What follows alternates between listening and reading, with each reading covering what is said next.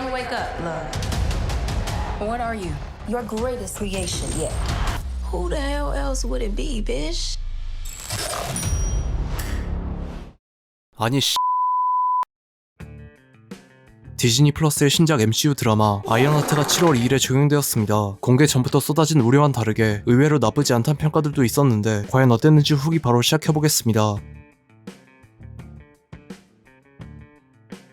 와칸다에서 돌아온 리리 윌리엄스는 빌 게이츠와 토니 스타크를 넘어선 공학 천재가 될 것이라고 다짐했지만 항상 연구비가 부족해 다른 학생들의 과제를 대신해주며 돈을 벌거나 아이언하트 슈트와 각종 신기술을 활용한 실험으로 사고를 치는 등 수십 가지의 학칙을 어긴 대가로 MIT에서 퇴학당하고 고향인 시카고로 돌아옵니다. 시카고로 날아오면서 기존 슈트가 부서졌기 때문에 새로 만들기 위해 부품들을 구매하려고 해도 돈이 충분하지 않았지만 존이란 이름을 쓰는 의문의 남자가 부품값을 대신 지불해줍니다. 존은 리리에게 일자리를 제안하겠다며 명함을 주고 존이 소속된 범죄 조직의 리더 파커 로빈스는 리리에게 하드웨어 전문가 자리를 제안하지만 리리는 거절합니다. 파커가 돈으로 리리를 다시 한번 설득하자 기술 연구를 위한 자금이 필요했던 리리는 결국 파커의 요청을 승낙하고 시카고를 주름잡는 거물들의 돈을 털기 시작하지만 이상한 마력이 깃든 것 같은 망토를 입고 다니는 파커가 뭔가를 숨기는 것처럼 굴고 사고로 사망했던 절친 나탈리를 의도치 않게 AI로 복원시키면서 리리의 머릿속은 더 복잡해집니다. GTA 시리즈에서나 볼 법한 재능 있는 주인공이 범죄의 길에 들어선다는 초반부의 내용은 웃으면 안 되는데 웃긴 장면들로 가득했고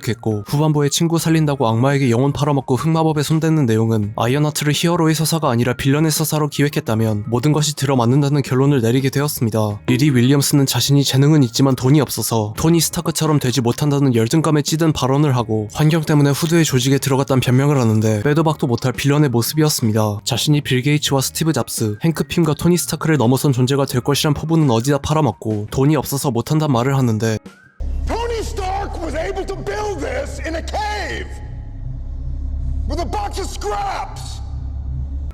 토니 스타크는 목숨을 위협받는 상황에서 고철과 미사일 쪼가리들로 소형 아크 원자로와 마크1 슈트를 만들었지만 리리 윌리엄스는 엄마가 플리머스 바라쿠타를 보여주기 전까지 부품이 없다면서 징징대기나 하는 모습을 보고 토니 스타크가 얼마나 위대한 캐릭터였는지 다시 체감하게 되었습니다. 리리 윌리엄스는 메피스토와 계약을 해도 인피니티 스톤을 다시 모아와도 원 어버브 올이나 리빙 트리뷰널 같은 전지전능한 존재로 다시 태어나도 절대 토니 스타크 같은 사람이 될 수 없습니다. 토니는 공학도로서의 천재적인 재능뿐만 아니라 자신의 회사가 만든 무기들이 테러 집단에 의해서 무고한 사람들과 미군들을 희생시키는 데 사용되었다는 사실을 알고 가차없이 무기 생산을 중단하고 아이언맨 슈트를 입고 현장에 가서 전쟁을 막는 경영자로서의 책임감과 자기 자신을 희생해서 우주의 질서를 바로잡는 영웅으로서의 희생정신, 그리고 자신의 예전 모습이 겹쳐 보이는 철부지 십자소년이 자신과 같은 실수를 하지 않도록 따끔하게 훈계하고 바로잡아주는 참된 인간으로서의 면모까지 갖춘 존재이기 때문에 자신의 천재성에 취해 있는 리리 윌리엄스가 토니 스타크의 후계자라고 말하는 것 자체가 그동안 MCU에서 토니 스타크가 일군 것들을 부정하는 것이라고 생각합니다. No, this is where you zip it. All right, the adult is talking. I'm nothing without this suit. If you're nothing without this suit, then you shouldn't have it. Okay?